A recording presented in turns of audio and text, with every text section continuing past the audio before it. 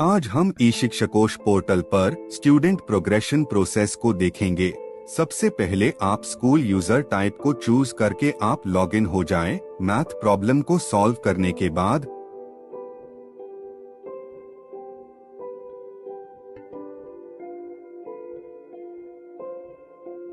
आपके सामने जो डैशबोर्ड खुल के आएगा उसमें स्टूडेंट आइकन को चूज करेंगे, जैसा कि आप स्क्रीन पे देख सकते हैं। अब उसमें स्टूडेंट प्रोग्रेशन सिलेक्ट करेंगे, फिर अपडेट स्टूडेंट प्रोग्रेशन पे क्लिक करेंगे।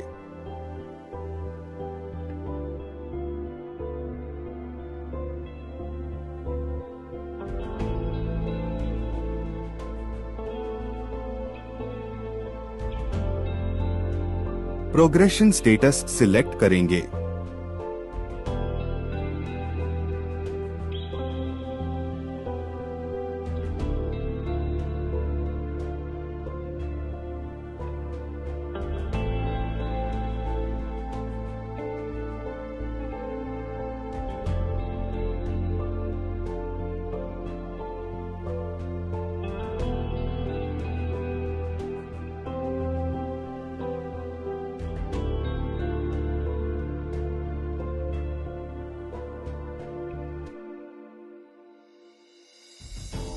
फिर सबमिट बटन पे क्लिक करेंगे, जैसा कि आप स्क्रीन पे देख रहे हैं। फिर हम लोग लॉग आउट हो जाएंगे।